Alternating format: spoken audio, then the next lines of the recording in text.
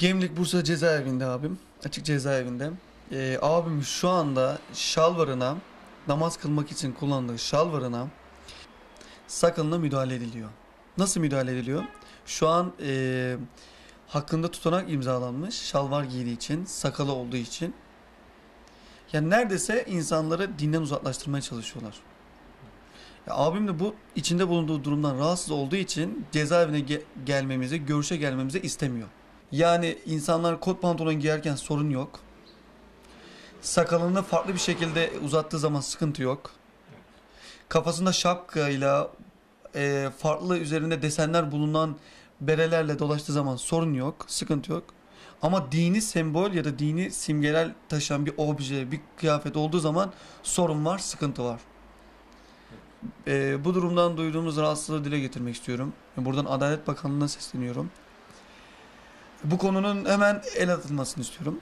Neden insanların tayt giymesi, daha dar elbiselerle dolaşması bizim gibi insanları rahatsız etmezken, bizim bu şekilde bol kıyafetlerimiz, peygamberimizden öte uzattığımız, sünnet gereği uzattığımız sakalımız insanları rahatsız etsin? Bu rahatsızlık değil aslında. Bu bir takım düşüncelere sahip olan insanların kendi egolarını tatmin etmesi yani. Tabii ki kendisinden son görüşmemiz, telefon görüşmemiz yaklaşık yarım saat önce oldu. Oradaki sıkıntıları yani sakal bırakma konusu olsun, şalvar olsun, takki olsun, sarık olsun onların kesinlikle yasak olduğunu ve yapması halinde, bunların uygulanması halinde kapalı cezaevine gönderileceği yönünde kendisi zelzelişte bulundu bana.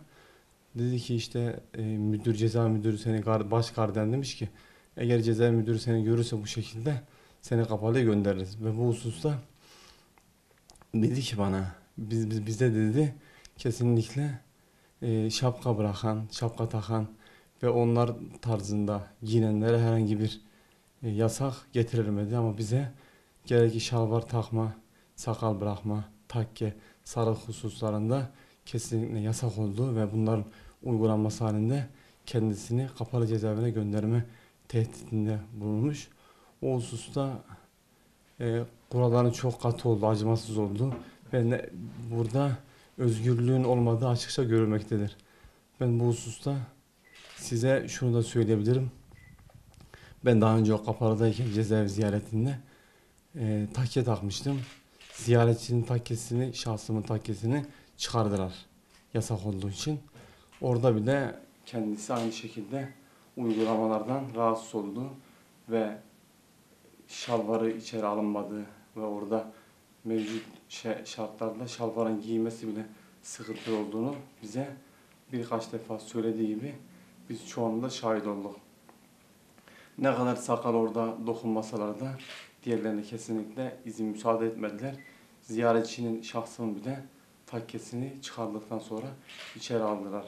Bu hususta devlet bu konuda gereğini yapması gerekiyor. Çünkü oradaki birçok cezaevi mahkumuna sadece bir ara değil, kendisine telefon görüşmemde birçok cezaevi mahkumuna aynı şekilde yasağı açıkça söylenmiş. Kapalıya göndeririz vesaire vesaire tehditinde bulunmuş. Bu hoş bir şey değil çünkü sonuçta kişi inancı gereği sakalını uzatıyor, şalvarını giyiyor, takkesini sarığını takıyor, sarıyor. Sen bunları da çıkarıyorsan bu özgürlük, kıyafet özgürlüğü ve diğer özgürlükler nerede kaldı?